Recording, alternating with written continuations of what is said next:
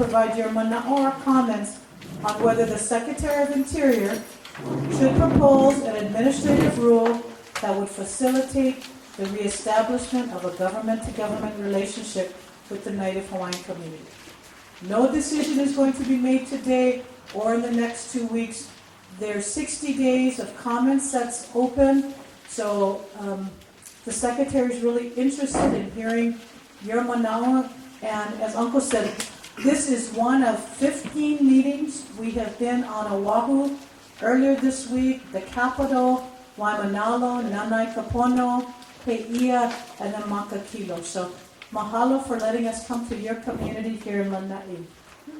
This is a historic opportunity for you to be at the table so that the Secretary can hear your comments. But I also know that it's a conversation that's full of a lot of emotions and passions. I don't know if you guys have been watching Olelo, but they've been capturing some of the conversations.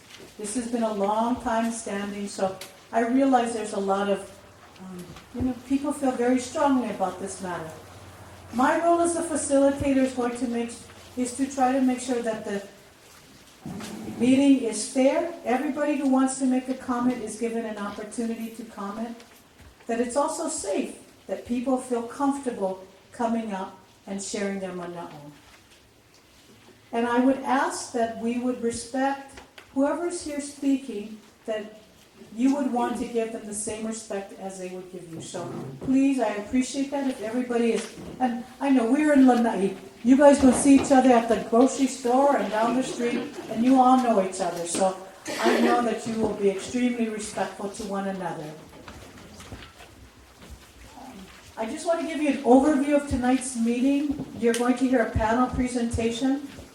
And then what we're going to do is, to ensure that we have everybody's comments, we're going to move directly into taking your comments, which is going to be part of the official record. After that, if time permits, we're going to open it up for questions and answers. You can ask the panel questions about their presentation, and it will be your opportunity to clarify anything that they may have said that you'd like to get some clarification. What we've been doing, well, I want to also say there's refreshments in the back provided by, this is Blue Ginger. So please help yourself to food, there's drinks, and there's dessert. What we've been doing for all the meetings is to try to keep it consistent. We have been closing at 9 o'clock. This looks like a really nice, comfortable group, and I'm very optimistic we're going to be piled by 9 o'clock. The other places we've been getting very close, and sometimes we've been getting over. But our intention is to make sure that everybody gets an opportunity to speak. But so with that, I want to do an introduction of our federal team. I want to introduce Rhea Sa. She is the Assistant Secretary of Policy, Management, and Budget with the U.S. Department of Interior. Esther Kiaina, she is a Senior Advisor to the Secretary with the U.S. Department of Interior. Justin Smith, who is the Assistant Section Chief of Law and Policy and Environment and Natural Resources Division, the U.S. Department of Justice. And Jennifer Romero, who is the Senior Advisor to the Secretary with the U.S. Department of Interior. And if any of you have been watching the show, the Olelo, you notice that 2 of our members have left. We had Sam Hirsch, who was with the U.S. Justice Department, and then we had Venus Prince, who was with the U.S. Department of Interior, and they had to go back and take care of business there. They apologized that they could not be with us the whole time, but we have got the panel here tonight. So with that, I'm going to ask Rhea to provide us some comments and introduce our panel. Thank you, Don. First off, thank you to all of the members of the community for allowing us to be here and for coming tonight and being willing to share your thoughts, views, perspectives, concerns with us. We deeply appreciate it, and thank you very much for the blessing, Uncle, at the beginning of the meeting. Before I go into my presentation, I wanted to just make a clarification. I know we all introduced ourselves. Esther Kiaina, just yesterday, was confirmed by the U.S. Senate to be our next Assistant Secretary for Insular Affairs. So if everybody could just join me in rounding.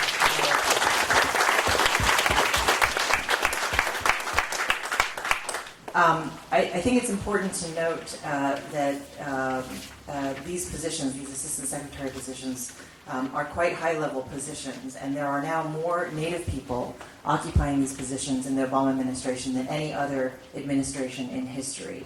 I believe strongly that this administration has also done more for Native people, has prioritized Native issues than any other administration in modern history.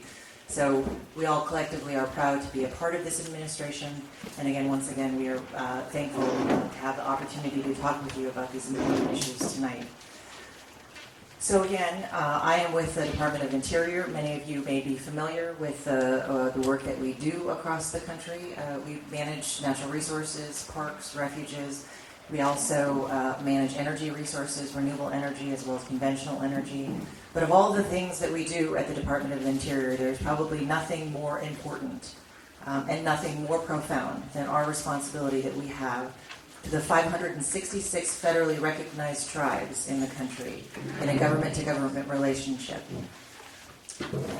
The Native Hawaiian community falls actually under my jurisdiction, and the U.S. Department of the Interior has had oversight functions on the Hawaiian homelands, specifically through the Hawaiian Homelands Commission Act, and we've had that responsibility now for over 90 years. So we're here today, as Dawn said, to launch a conversation about the central question of whether or not the U.S. Department of Interior should create the opportunity or the option to reestablish a government-to-government relationship with the Native Hawaiian community. That may seem like gobbledygook, and let me just put it out there. I know that the documents that you have in your hands are confusing. I've read the 20-page document, which is the advance notice of rulemaking, right? I've read that probably 100 times, and I'm still a little bit confused about it. I'm not a lawyer, and there's a lot of legalese in there. So I apologize if it is confusing. It was not meant to be confusing. And so what we're going to try to do here today as a panel quickly before we get to the comments is to clarify what's in that document. But the most important thing to understand about that document, it is asking the community whether or not you want the option to be considered in a government-to-government relationship with the federal government, if you want that option. And the thing that's important about that is that the Native Hawaiian community is the only Native community in the United States that doesn't even have that option, right? We have administrative processes for all other Native people in our country, but there is no administrative process that has been created for the Native Hawaiian community. So we are simply asking you, do you want us to create that opportunity? And if you want us to create that opportunity, do you want us to help you in any way and to facilitate that? Right? That's a secondary question. The first question is, do you want even just the opportunity? So I've likened it to basically just building a door that at some point in time, the Native Hawaiian community could knock or go through, right? It's just building the door. Because right now, there's no door that exists, right? So we're asking you, do you want us to build this door? Do you want us to help you build that door? What do you want that door to look like? Those are the questions that fundamentally we're asking in this AMPRM. And again, really complicated legal stuff. I apologize for that. I apologize for the short notice of many of these public meetings. But it's important to note that this forum tonight is not the only time that you're going to have to actually make your views heard, right? These are one avenue of many, right, to make your views heard. This is the public avenue.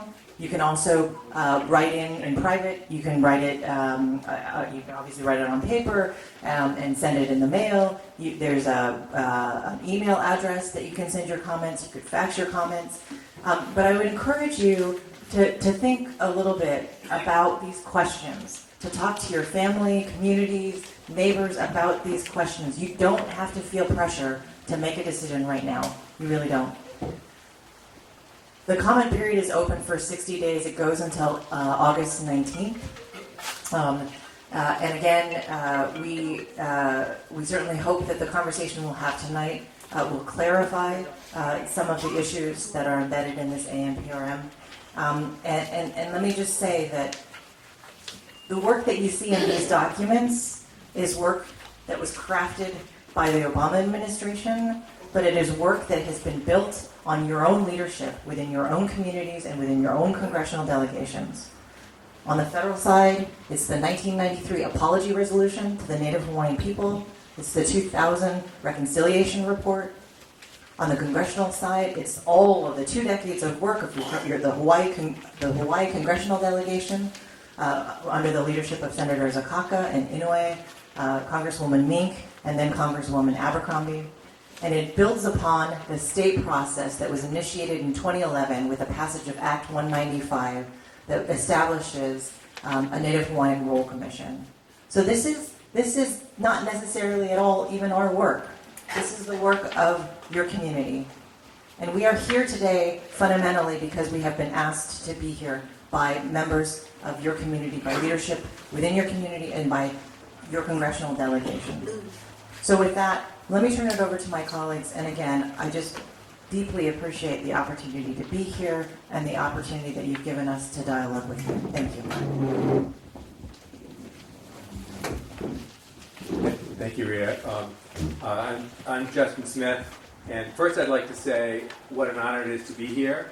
And we've been welcomed by the communities we've spoken with, and we've also really listened. The comments have been very thoughtful, often very powerful, and we're paying attention. So just to say that first.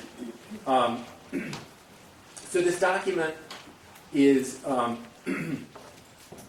very technical, and we admit that, and I'm going to try to say a little bit about it so you have some background before we ask you to comment.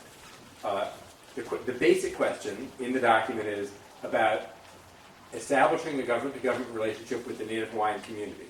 As Rhea said, there's already a legal procedure in place so that any Native community in the United States that wants to, this door exists. If they want to knock on the door and establish that government-to-government relationship, it's possible. That legal regulation, as it's written now, specifically carves out Hawaii. Doesn't apply in Hawaii. So there's no door here. In fact, there was a lawsuit about 10 years ago. A Native Hawaiian gentleman named Mr. Kawaiola and several other Native Hawaiians filed a lawsuit to say, wait a minute, we want our own option. We want that to exist for our people as well. The federal court said no, ruled against him, but the court said if the government, if the administration wanted, they can change their mind and establish this option, this door.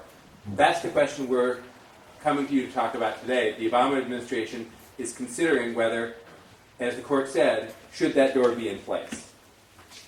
Now, one thing that we're not talking about is there's already a relationship that Congress has defined and established. It's a trust and political relationship with the Native Hawaiian people.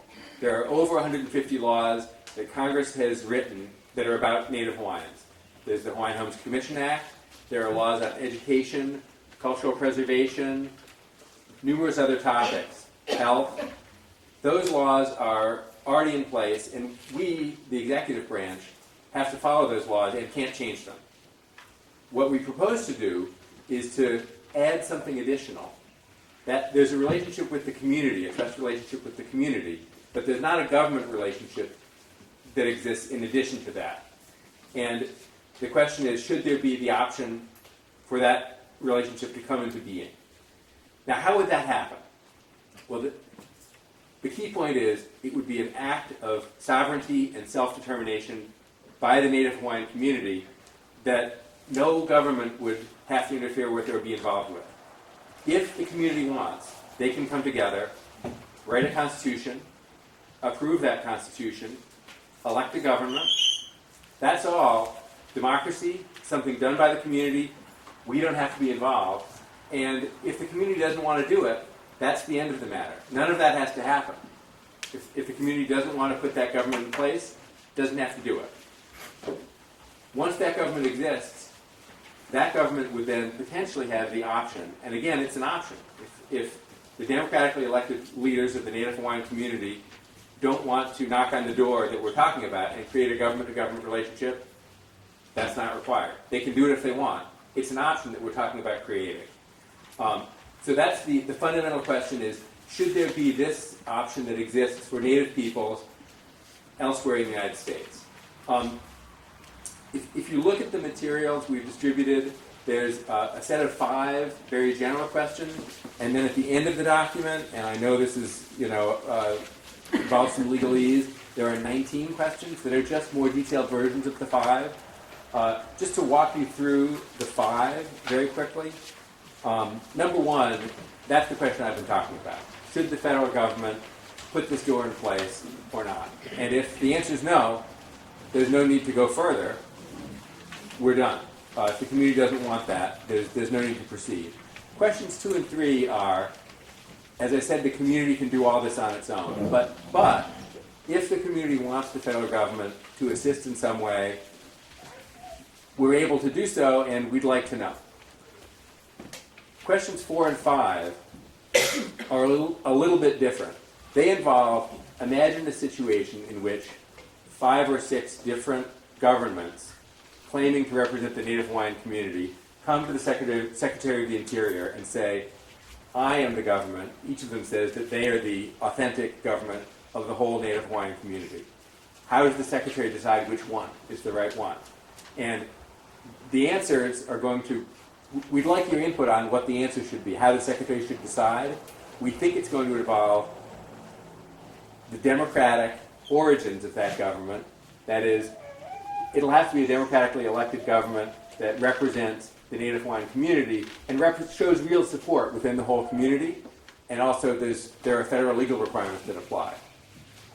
That's the basic legal background, and I hope that's helpful. And mahalo for inviting us here, and I'd like to hand you off to my colleague Jennifer Romero.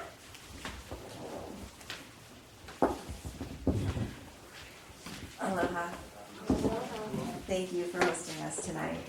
We are privileged to be here in your community, and thank you for opening your doors to us. So part of the exercise that we're having here is just to quickly kind of flesh out what is a government-to-government relationship. We're talking a lot about if the Native community decides to create a government-to-government relationship, well, what does that really mean? Other than what is this nation within a nation, government to government. So I thought I would supplement some of the explanation by talking about what the community could do should it decide to organize and establish a government-to-government relationship with the United States. So some of the benefits, and I know I understand that there are significant quality of life issues on the Lanai, and it's very important for preservation of natural resources and cultural and historic preservation on the island.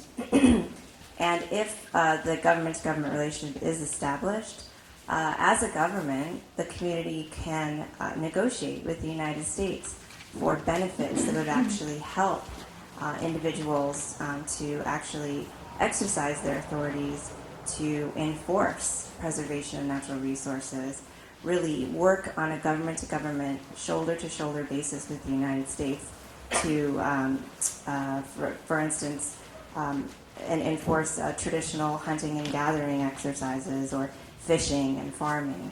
So that's something that the existing relationships that federally recognized tribes have with the United States have been able to do and do so successfully. So I thought I would just give that brief explanation of what kind of benefits are available if the community decides to go forward. Esther? Aloha mai kākou.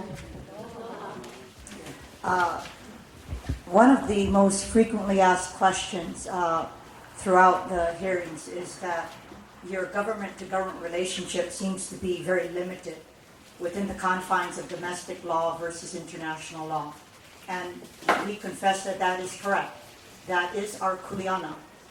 The Department of State has a kuleana over self-determination under international law. And if the community would like for a talk story with them, then I would encourage that you work with them on that front. On our part, we have been invited by community leaders in the delegation on the issue of Native self-governance model.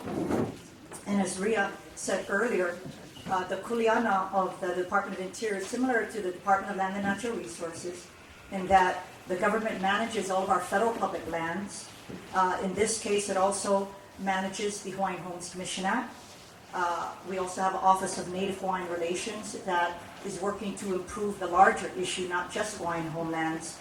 And of course, it addresses the issue of self-determination for Native peoples, but also the U.S. territories, which is in the Caribbean and the Pacific Islands, as well as the freely associated states. As Ria said earlier, that will be my kuleana when I return to Washington, D.C., under the Office of Insular Affairs. We do work with the State Department, however, on a multitude of issues. The United Nations Draft Declaration on the Rights of Indigenous Peoples. Under the Obama administration, the President included Native Hawaiians in that document and actually reversed the U.S. position previously in that it did not support. And under President Obama, he reversed the U.S. position and now it supports the declaration. We are also working with them on the United Nations World Congress on Indigenous Peoples, which is going to be held in September in New York. And in 2016, Hawaii is privileged to actually host the IUCN World Conservation Congress here. We've been working with the Office of Hawaiian Affairs and other Native Hawaiian organizations to ensure that it's not just looked at in the framework of the environment and natural resources, but integrates traditional knowledge in the preservation of culture.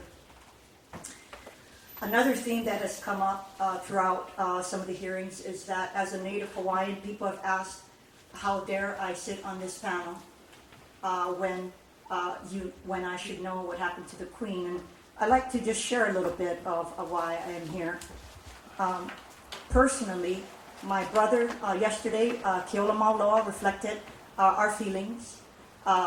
We clearly understand the overthrow that happened 121 years ago. In fact, for us, it's personal, and we emotionally receive it as if the Queen was overthrown yesterday. And the reason for that is that my great-great-grandparents, John and Keoki Aina, were very close to the Queen, lived in one of her houses on Ahua Lane in Waikiki. And my great-great-grandmother, Keoki's brother, is Joseph Heva Heva, Kaimi Hakulani Heleluhe. Not only did my ancestors sign the Ku'e petition, Joseph Heleluhe was the secretary to the Queen, and on behalf of the kingdom as well as the Native Hawaiian people, he was the one who presented the anti-annexation protest to the U.S. government. How I have channeled my energies because of my own personal anger and emotions is that as an adult, I've dedicated the last 20 years of my life, mostly in Washington, D.C.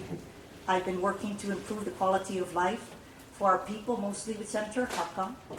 I've dealt with the Hawaiian Homes Commission Act and actually helped to establish Ria's office to ensure that her kuleana was the Hawaiian Homes Commission Act and other Native issues because we were falling in the cracks. I also helped with Senator Kaka in the 1993 apology resolution during the centennial of the overthrow, and everybody laughed at us. Staff laughed at us, members laughed at us, and yet we prevailed. And so I just wanted to share a little bit and answer that question, not only for yourselves tonight, but for people who are going to be watching on Alelo. I am a Native Hawaiian. I'm proud to be Native Hawaiian. I'm not proud of the U.S. history and what they have done to our people and our beloved Queen. But again, how I have channeled my energies is trying. Everyone has roles in life, both in our community, in the various organizations, state and federal government. And I am proud to be here with the team to be able to be given an option for those who want a Native government. And I empathize and aloha our brothers and sisters who refuse to accept what we are doing here, who don't want us to be here, and would continue to seek redress at the United Nations as well as the U.S. State Department. Mahalo. With that, I'd like to thank the panel that's kind of given you an introduction. It's given you an introduction to the advance notice of proposed rulemaking. Again, This is really trying to give you some information. Take the material home. We welcome the comments tonight, but you are free to take those comment sheets home and start with your family, with your community, and complete those comment forms. You're not confined to only making a comment tonight. That's not your only comment. You can make many comments, submit it in writing, as well as provide it orally. So with that, in order to ensure that we get everybody's comments, because that's really the focus of tonight's meeting, I want to just go over some, what I just call kind of protocols on your comments. I have a court reporter here. Her name is Catherine, and she can only take one person talking at a time. So I would ask that when you come up to the mic, if you can state your name for Catherine, and if you can spell it, because half the time I'm not giving justice to your name. So if you can, state your name, and then if you want to provide your comment in Hawaiian, please feel free to do so.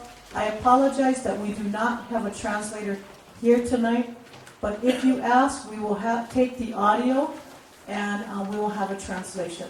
There have been many throughout these last couple of days that have given their testimony in Hawaiian, and it was their demonstration of their commitment to what does it mean to be Hawaiian, and for them they felt very comfortable doing that. So again, if you want to give it in Hawaiian, please feel free to do so.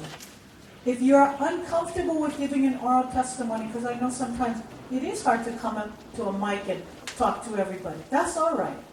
Again, take home a comment form. There are many other ways to provide comments. Tonight is not your last night. Again, we are having 15 meetings. We had a wonderful, we got to know, on Oahu we did 5 meetings.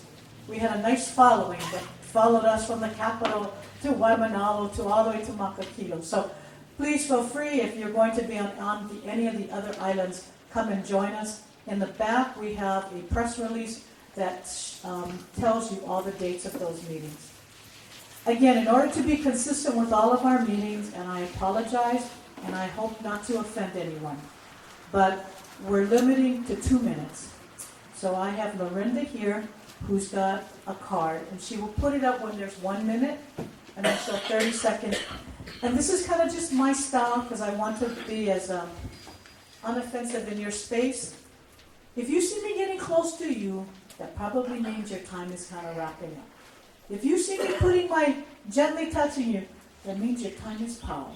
So if you wouldn't mind, because what we're happening is, when people run over time, they're taking from somebody else. And I know 2 minutes is not enough, but I would greatly appreciate that if we could respect that time. If there is time after that and we power with the questions and you want to provide another comment, we're going to welcome that. But we're going to try to get through everybody first. So, and the other thing that we did is we had a great following that came to us to all the different meetings and they wanted to speak. But we had community members in that particular community who said, we would appreciate if that community has an opportunity to speak when they haven't. So what we have been doing is, as we've gone around, if you have spoken before, we would ask that you permit those who have not spoken to be given a chance to speak first. So I am now saying that to all the communities, so that we honor and respect those communities that we're in. And again, we want to hear your comments, so I would ask that you not yield your time or waive your time to somebody else, but you take your 2 minutes. I know that tonight's meeting, this is a very important issue, so again, I would just ask that there be courtesies to one another. The way that I'm going to do this is, people signed up, so if you didn't sign up, please sign up, as I'm going to take the names from the sign-up sheet. I will take them in the order that they've been called. I'll probably call 5 names, and if your name is called, please come up, and then so that I can call you to the mic. And with that, let's see. The first person who has signed up is Keith Aoki, Julianne Mokchu. After Julianne, I've got, then I have Matt, is it Matt Mark? Manu, I'm sorry. And then after that, I have Roselani Kahakanu. So, Kahalian, I am so sorry. So if you can, the first person I have is Keith. You can write, okay. After Keith, Julianne.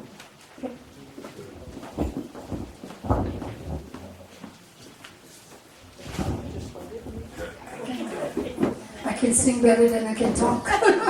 Sorry. Thank you, first of all, for coming. And I'm not one to rename because my tutu always teaches us to be humble. My tutu was pure Hawaiian, my grandfather was pure Filipino. And I thank you guys for taking the time and for coming. But I just kind of ponder one day over the thought that we were annexed illegally, and it really hurt my heart because I'm 50-somewhat years old. I never really understood what was happening, and I feel like I pledged to the flag all the days of my youth and my life and the United States. I'm so glad it was the United States and not Japan or not any other country. But I feel like I never had a choice. And so my answer to those 5 questions would be no. I think if we had a choice and given the opportunity, we'd be so amazed on what we could do as a people because we have the spirit in us, we have the love, we have the humility, and we can do all things through Christ who strengthens us. And I'm so emotional. Okay, next person. Okay, the next person I have Matt Mano and then Rosalani. Hello, here. How you?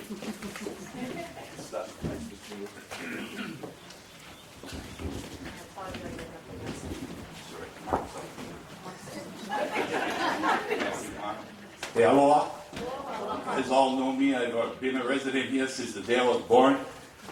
From the day my head would stick out of my mother's womb, I was a Hawaiian. Okay? I'm not going through any background. I'm sorry. I don't want to go through any background. We know wrongdoing was done. We know that in our hearts. We know that 1993, that there was an apology letter that tells us it was wrong.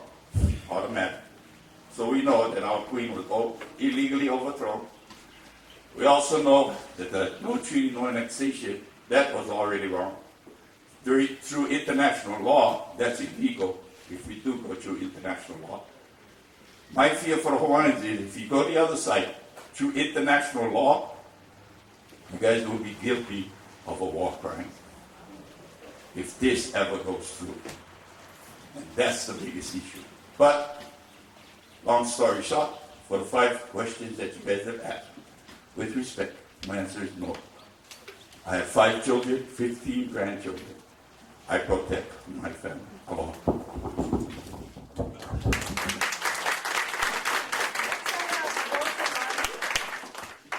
And then after Rosalani, I have Winnie Bestwell.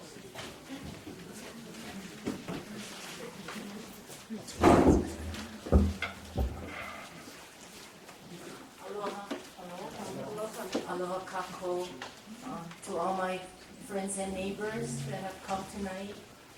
I mahalo you for that. I would like to, with regard to the questions, question 1, should the Secretary propose an administrative rule that would facilitate the reestablishment of a government-to-government relationship with the Native community? I would like clarification on the word reestablishment because as far as I know, the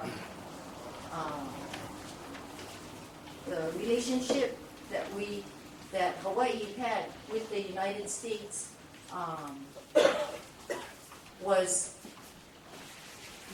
resulted in the illegal removal of our government and queen, and the imprisonment of our queen, and the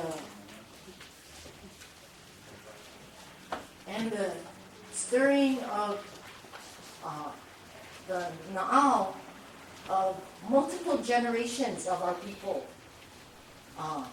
It was a great identity theft, which continues the efforts to denationalize us as Hawaiians and to morph us into something that we are not, which are Americans. We were never, Hawaii is not America. America is not Hawaii. There is no treaty of annexation, and with the success of the protests of our kupuna in 1898, there could be no annexation, which is the only way that you could lawfully acquire a foreign country, which we are to the United States, a foreign country. And so my answer to questions 1 through 5 and 6 through 19 is a'ole. A'ole, a'ole, a'ole. And in the words of James Kaulia, who was the president of the Hui Aloha Aina, who organized those protest petitions of our kupuna in 1897 and 98, I remind all of our people that we must protest forever the annexation of Hawaii, of our country, our sovereign, neutral, independent, peace-loving country to the United States until the very last Aloha Aina patriot, the Hawaiian patriots, Aloha Aina, until the very last one. Mahalo. Auntie Winnie Gasquet. Auntie Winnie is the last person that said yes. So after that, if there's anybody else who wants to come up, time up. So Auntie Winnie?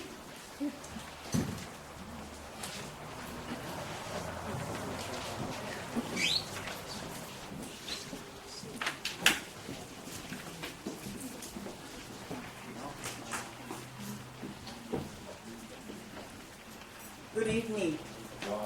Anybody can hear me? Do I need the microphone? Okay, fine. I just came back from Honolulu. I am with a Native Hawaiian History Council. And the thing is that when you look at this kind of issue that goes on in the community, I think about her. She was a Christian woman. She did not believe in this annexation. It was dethroned by her. It took away all her dignity. And the thing is that, look what's going on with our people now. If we come to an agreement, I'd like to see a moratorium agreement with your folks and the Native Hawaiian in black and white. And I'd like to see one EIS investigation on this. I'm talking about her. She was dethroned. They took away her privileges. She was in prison for 8 years in the Irani palace. How does you folks make you feel? It saddens me. And did you know this is what she wrote? I'm not going to read it. If you want to go look at it, go to the library and read the book. Okay, now, these words are coming up from this paper here is all man-made law. Okay? The next one is this. This is what it's all about. Okay? This is the Bible which nobody can touch. Nobody can remove or put in words because this Bible was written by the hand of the Lord Jesus Christ. Okay, now we can tell whoever it is they will send you here. Obama, John Kerry, Oh, yeah, by the way, how is Elizabeth Taylor? He was married to her. Okay. The question is,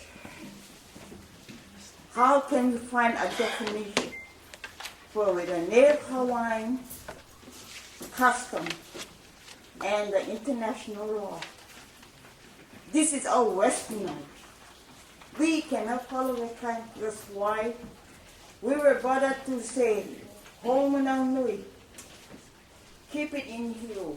But when it comes out, look out because it's going to come out and will spread to everybody. The thing is that the man up there is watching everybody. Everyone. He doesn't sleep. He's up 24/7. And thank you very much, Don. Don and I go way back. Thank you very much again for listening to me.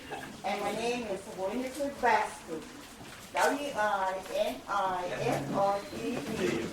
Bastard is B in boy, ASQUES. Now let's run down and put in the show. You, that's good. Thank you very much.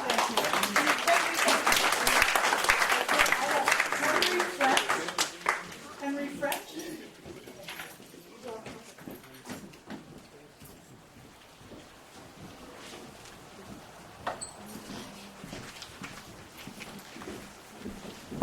Aloha kanaka moale. Mahalo for you guys. I'm not from Isai. I'm from Mokopuni o Molokai. I was here with some family and I gotta come attend this one. So I'm not here for address them. I never do. I'm one Hawaiian citizen. We need to believe what is real. What is real is never had one annexation. So therefore our kingdom still and has always been existing. These guys see multiple groups, but we're not multiple groups. As political parties, like any government get, there's multiple parties. What I like come here today and share with you guys is, the one thing I like you guys to remember is, every person is sovereign. I myself am my air breathing, water drinking, living sovereign human being, and only I can give my sovereignty to anyone. No other Kanaka can give away my sovereignty. That's only for me give, like any other person in the world. If you like be part of another government, you have that free choice to sign up. As for these conspirators here, their only purpose here should be for deal with who they have a connection to, the state of Hawaii, this what you call de facto government that they created, because they do not own the lands here. Hawaiians own them, and we don't even the right to give them away. This Aina is our brother, like Carlo is our brother, Pohaku is our brother. We gotta take care of our family. Thank you guys for letting me speak, and I hope we can remove the de facto government. Mahalo.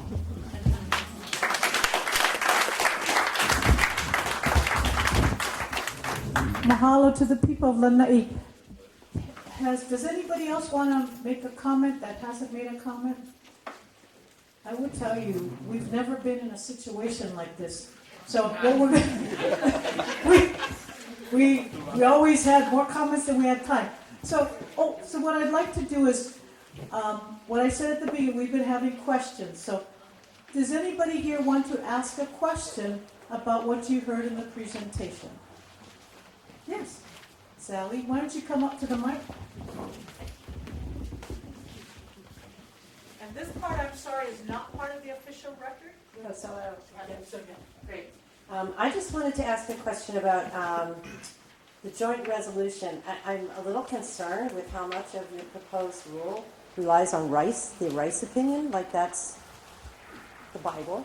It's just the court's rendition of what they considered the facts to be. So I was unaware that there ever was a joint resolution passed. I know there's not a treaty. So if you guys could tell me, cite me to a place where there, when and... You're talking about the joint resolution, not apology, you're talking about annexation, Right.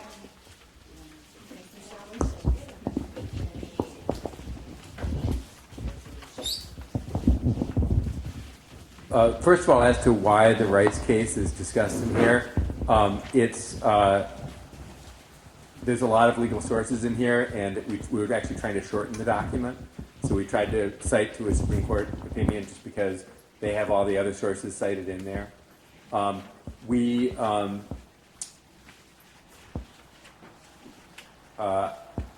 think we're probably not in a position to weigh in on the versions of the joint resolution and the other aspects of the annexation here. Being the Department of the Interior and DOJ supporting Interior, we take that as given from the other parts of the government. And it's not our, oh, okay, go ahead, I'm sorry. My question is just yes or no. I'm unaware that there was ever a joint resolution passed, so I'm asking you to just cite me to a place where I could read it. There was a joint resolution, and I can look it up, and I'm happy to give that to you. Yeah, there was a joint resolution. Yeah, it's the Newlands resolution.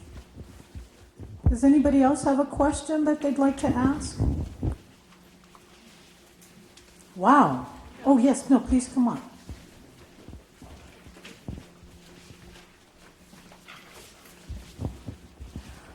I don't quite know how to form this question, but there's been a lot of concern over considering the Hawaiians a tribe.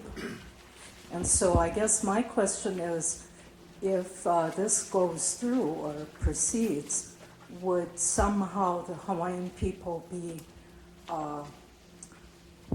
categorized as a tribe, and why?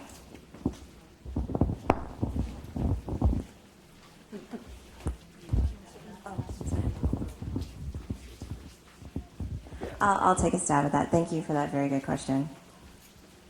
The answer is the Hawaiian community, Native community, can define itself however it likes. We are not here to tell you what you are, what you were, what you could be. If you don't define yourself as a tribe, it's not something that we have that is predetermined at all. The experience that the United States has with 566 federally recognized Indian tribes is well established. They're tribal communities that organize either through a law called the Indian Reorganization Act, by being recognized by Congress, or being recognized through federal courts. I think what we are seeing here, and this is a very new part of, I think, how Interior is going to treat or could treat the Native Hawaiian community if they organize as a government, is part of our lesson here. Is we're learning how you would like to define yourself to us, and it's certainly not anything that would be akin to a tribe if that's not what you want. I think a lot of the confusion here is that the United States has a relationship with tribes that, again, has been well established through judicial proceedings and treaties and other executive orders and other federal actions. So I think that's sort of the basis by which the United States is acting, but it's certainly not what we have designed to in this exercise today. And I think perhaps Justin could.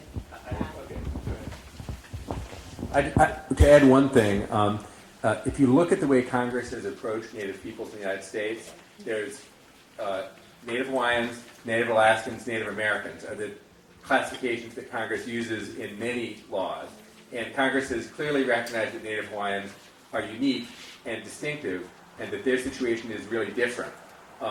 There's government-to-government relationship opportunities for Native Alaskans to Alaskan Native villages and other procedures set forth in federal law. There are government-to-government relationship opportunities for Native Americans. And so this is the question of how the unique situation of Native Hawaiians could include a government-to-government relationship that's appropriate for Native Hawaiians.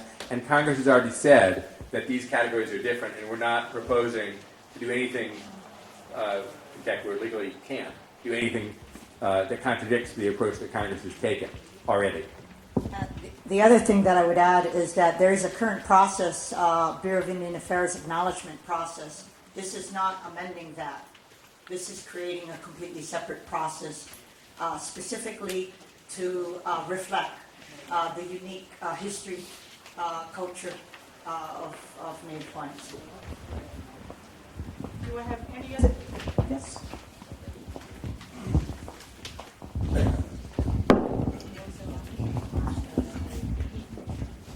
My question is, because there is no treaty of annexation, and the Newlands resolution, a joint resolution, which is between the two houses of U.S. Congress, is the instrument that was used to illegally annex or purport to annex our sovereign, beloved Hawaii to the United States against the protests of our kupuna to annexation, and that U.S. joint resolutions have no authority, no legal effect, and no jurisdiction outside of its own country, which is the United States of America. The joint resolutions have no authority, no legal effect, and no jurisdiction beyond the borders of the country where the resolution originated, which is the United States, which is a foreign country as Hawaii is to the United States. And so my question is, by what authority is America and America's Department of Interior control of all our lands, the national parks, such as the national parks, which are under the Department of Interior? By what authority is that so today?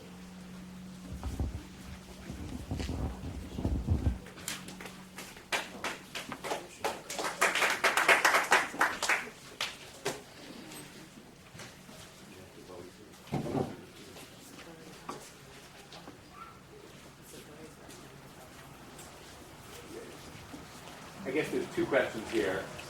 I'm sorry. I think there are two questions here. One of them is what are the laws that are applicable, and those are the whole set of laws that I was talking about earlier. The second question is, are those laws properly applicable? And that's a question that we say in the materials we distributed isn't in the scope of what we're here and able to discuss. That's a question that would be directed to the State Department or some other part of the government. It's not within the scope of what the Interior Department can consider here.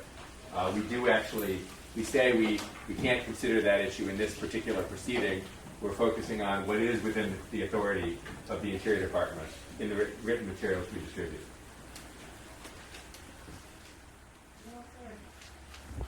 Okay, do I have another question? Yes, come on up.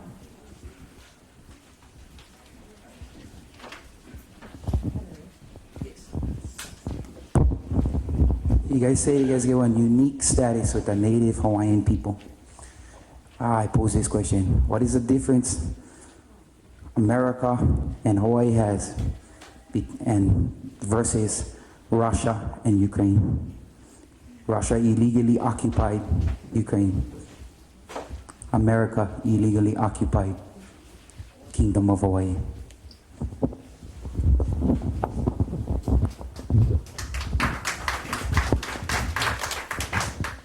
I mean, I guess two comments here. One, I think we concede that the history here is not attractive, and you can look at U.S. history outside of Hawaii, and there's, I think, plenty to criticize, and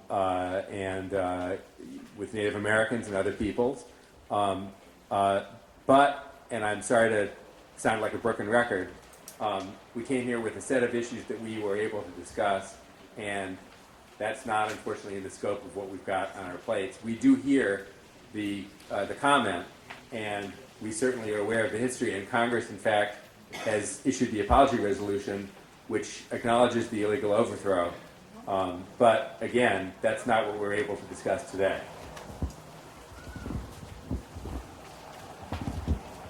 All right, yes, come on up.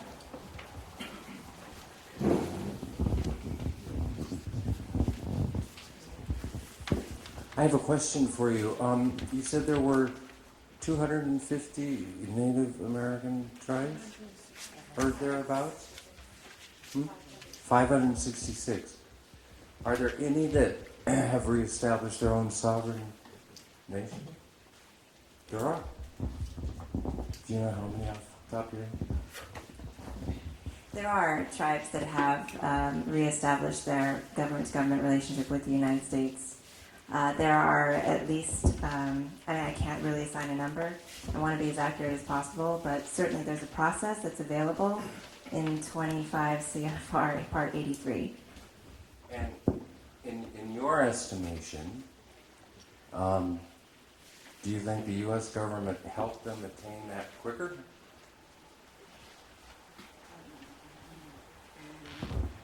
Can you clarify quicker? What do you mean by that? I mean, did the U.S. government facilitate it happening faster than it probably would have if they didn't?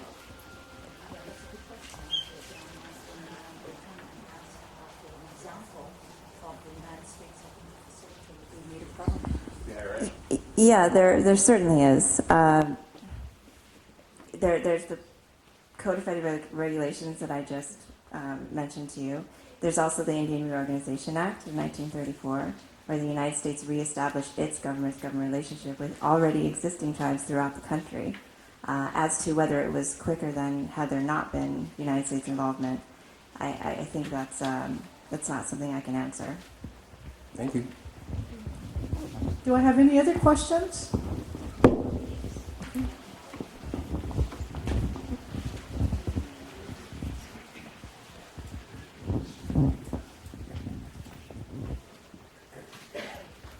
Aloha. I had to state this because I had a really difficult time in my early life. Somebody said, and I was in a foreign country. I went to 3 foreign countries and they said, "You're American." And I said, "No, I'm Hawaiian." And for a really long time, I could not call myself American, and I still never ever say I'm American. And from what I understood, there's an establishment of, you're well aware of what Keanu Sai went and did in the Geneva Convention. I did read these questions, and it seems to not cover some of the things that I think he was trying to establish, and therefore, I don't know how many Hawaiians in here know really what this is really in depth about from the DUI. But before I left home, the friends from Honolulu wanted to know what was going on here. And I know there was a big blowout up in Oahu. So, apparently there's all these proposals to establish an American native government. But unlike the American Indians, who, whatever their cause was, is not the same as ours. And unfortunately, reparations cannot be made all the way back then. You cannot give us back our land and our pride and the loss of all the things that the Hawaiians have now become so Western. I cannot say I would be able to live like that. We all use cars, we use clothes, we live in an American government. We have to pay taxes. So one of the things I do have as a question is, in order for the Hawaiians to reestablish themselves, it's really a hard thing to go backwards.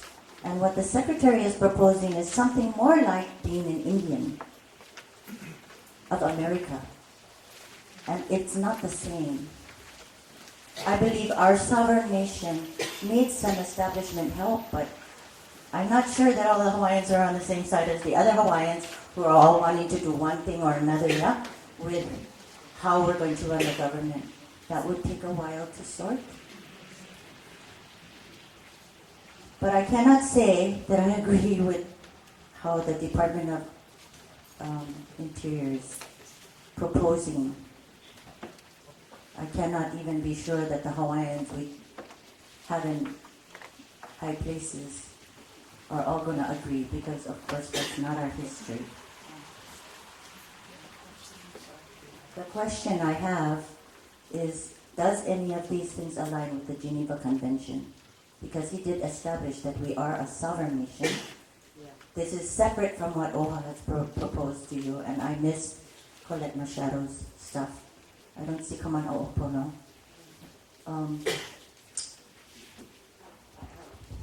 Does it have Yes, no, thank any you. placement in here? Thank you so much. My head is spinning because I know exactly how you're feeling, and so I just have to say, to just emphasize what I said earlier, that it's the State Department that has jurisdiction over that important question that you have asked, and the CEO of OHA has sent his letter to the State Department, and I think a lot of people are waiting to see what the State Department is answering. With regard to what our specific jurisdiction is, we acknowledge that what we are here to discuss is an imperfect remedy to a very grave international wrong. Having said that, there are certain advantages in absence of a reinstated, for example, fully sovereign nation-to-nation government. A native government could provide the leverage to at least stem the loss of public lands and resources in the state of Hawaii. As you know, during statehood, 400,000 was carved out for federal purposes. 200,000 out of the original 1.8 million acres of lands that was transferred from the Republic of Hawaii to the federal government was given to the Hawaiian Homes Program, and the remaining lands are what comprises our state public lands.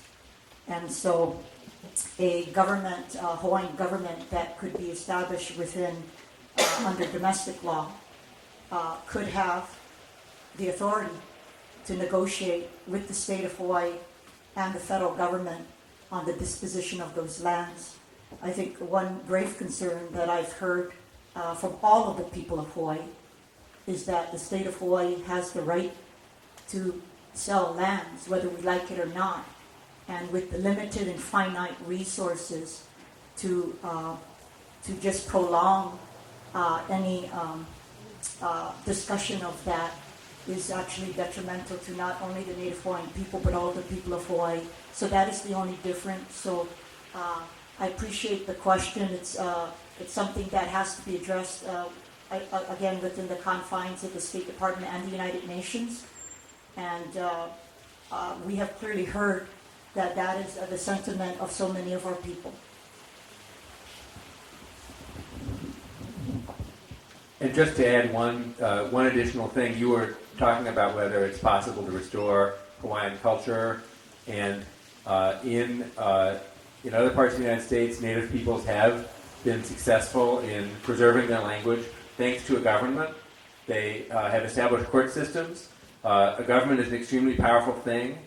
We heard one commentator who said that the courts of Hawaii don't recognize Native Hawaiian concepts of adoption, and a self-government system would allow the Native Hawaiian people to establish their own laws, their own courts, and family law or other contract law, property law, whatever concepts they wish to apply, they could do without interference by the state or the federal government.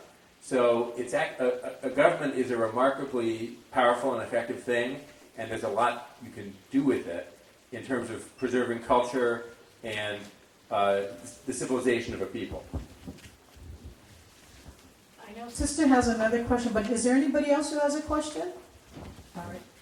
Oh, Auntie Winnie? And then I'm going to ask the second question.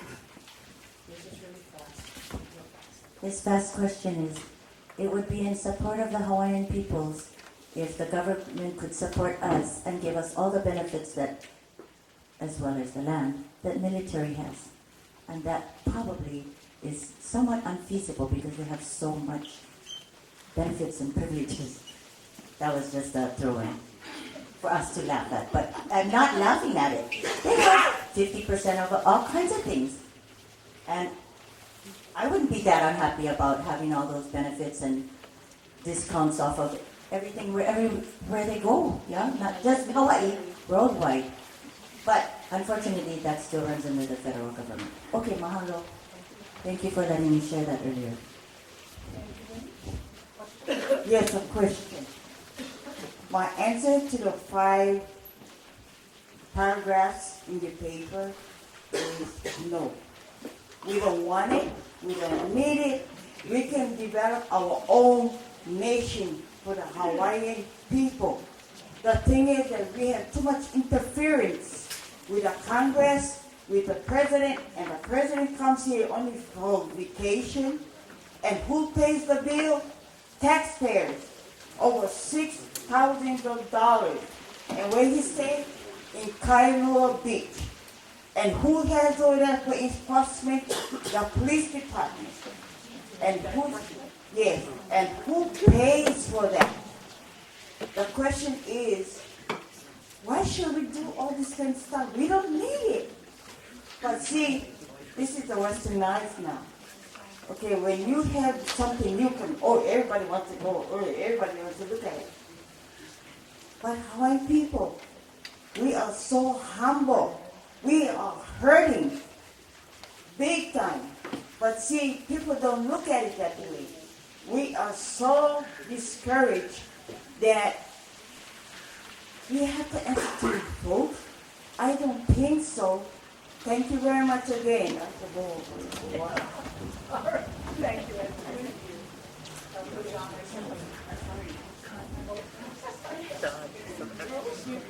Does anybody have a question before I let Rose speak again?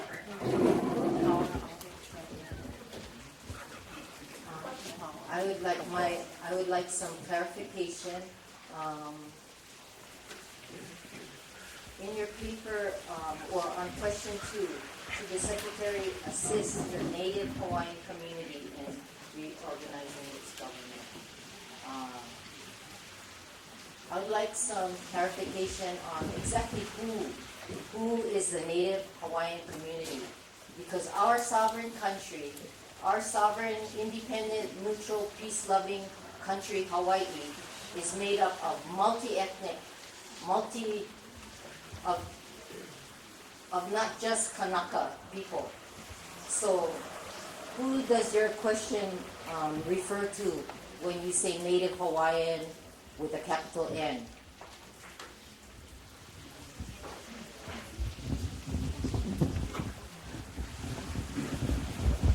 That's actually discussed a little bit in the document itself.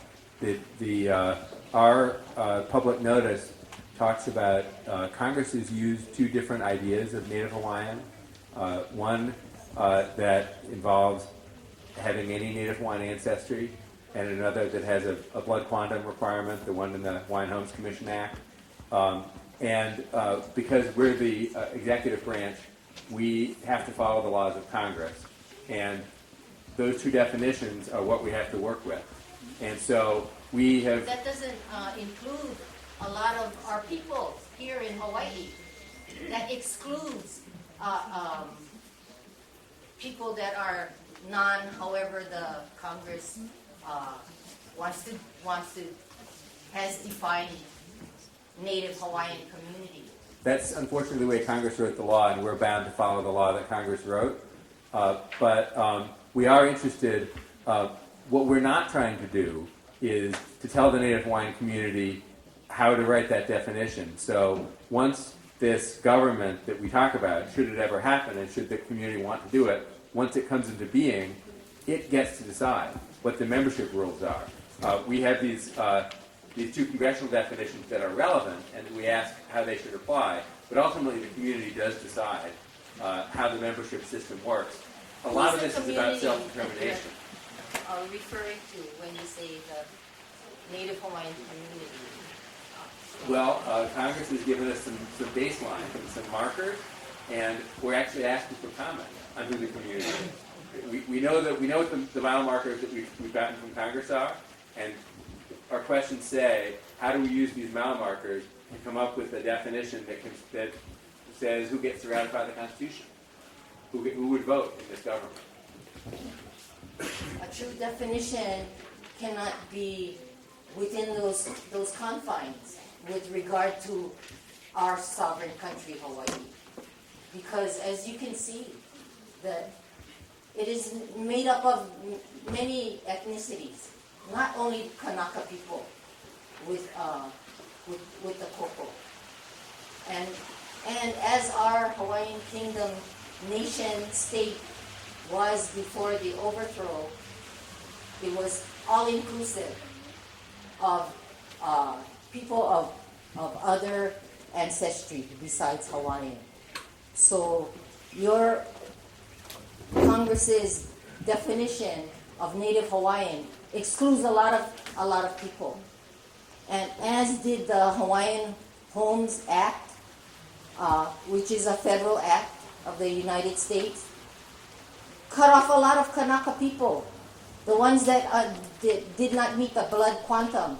The United States does not recognize as even being Hawaiian, and that has messed up and stirred up the na'au of our people, not only one generation. It's been 121 years since the January 17, 1893 illegal overthrow and removal of our government. And if the DOI is truly and would like to reestablish, as you say, a government-to-government relationship, then why are they not acknowledging our Hawaiian Kingdom acting government, who has been to The Hague and the Geneva Convention and to enforce international law as our Hawaiian Kingdom acting government under Dr. David Keanu Sai and our Hawaiian Kingdom acting government Attorney General Dexter Keamoku Kayama.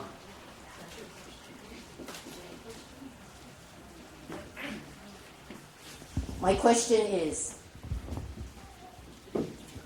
why will you not recognize or even contact our Hawaiian Kingdom acting government, Dr. David Keanu Sai? He is he has represented and been up to The Hague and into the International Court of Justice, and criminal complaints have been made against judges, attorneys, police personnel for war crimes being continually committed here in our sovereign country.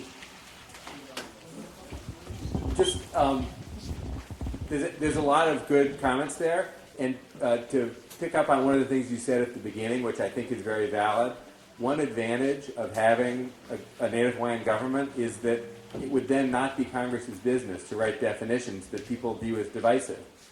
The Native Hawaiian people themselves, once they arrived at an understanding of who those people were, would write the definitions.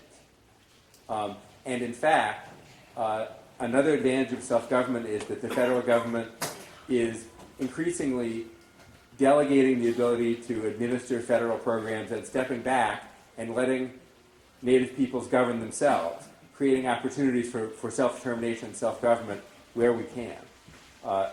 As to your comment about recognizing Hawaiian monarchy, we're actually talking Hawaiian Kingdom government. We're actually talking about creating a recognition process. So if that's the government, that seeks recognition, this would be the way that that government... It is not a government that is seeking recognition. It is our Hawaiian Kingdom acting government does not want federal recognition. We don't need federal recognition. Rose, we're just asking clarifications about the presentation. So, does anybody else have a comment or a question that they would like to ask? Does anybody? I don't know if anybody else came in afterwards that would like to make a comment. With that, I just want to provide you that there are numerous opportunities to comment on this advance notice of proposed rulemaking. And one of them is to attend the meetings, provide those comments tonight. There are comment forms in the back. You can provide them by email, fax. You have 60 days. August 19th is the close of the public comment period. Check the websites for updates. There is a website. It's www.doi.gov/OHR. And I think you might find a lot of that information that's been coming up here. You can find some additional information on that website. So I would ask you to consider to look at that. The Secretary of Interior is going to consider all comments, whether they're oral comments or whether they're written comments. So please take the time, talk to your ohana or your organization, and bring your comments in. So, Rhea? Yeah, I think I'm just going to offer some closing thoughts. And again, I just want to extend an enormous thanks to everybody that showed up tonight and that were willing to share their thoughts. And the folks that weren't willing to share their thoughts, thanks for showing up and listening. We're going to hang out, so if anybody wants to come up and ask us other questions or just continue the dialogue, we're happy to do that. Let me just state that this is the sixth meeting that we've had out of a total of 15, and we're very clearly hearing what you're saying, right? I mean, we would be deaf if we weren't hearing what you're saying. I think the challenge is, as Esther said, we are here under the auspices of the federal government. We are here as officers of the U.S. government. And within the confines of that constraint, if you will, within the confines of what we can do at the Department of Interior specifically, we're saying, what do you want us to do, right? Is there anything that we can do within our authority to help you? Is there any help that you want? We're asking these very open questions, and if there's no help that you want, then there's no help that you want, right? But within the context of domestic law, within the context of the 150 laws that have already been passed for your people, and these aren't some crazy DC laws. These are laws that affect your education, your social systems, your healthcare. These are things that you deal with every day. Right? These are the laws that we work in within the United States. We're saying, is there something that we can do to strengthen, right, your community's access, guarantee to those existing laws? So I know it may seem very, very frustrating for people when they come here and they feel like we're not answering your questions, right? We cannot answer your questions about international law. We are not the right people, and I know that's frustrating to people. But we are the right people when it comes to domestic U.S. law. And within the confines of domestic U.S. law, we are saying, what can we do to help? And if you don't want us to help, that's totally fine. But that's the question that's on the table today. So again, thank you very much for coming. And again, lots of different ways to comment. We're all going to be here. So if you want to talk more, we're happy to talk. Thank you. I greatly appreciate everybody's courtesies and patience. There is plenty food, and I know some of you might have just come in. Please help yourself. There's food, there's drinks, there's dessert. So, and as Rhea said, they're going to be here. So Auntie Rose, if you want to ask any more questions, or if there's anybody else, please come and talk store, or if not, please go and make food. And I think the movie is across the street. If you want to watch the movie, please go watch the movie too.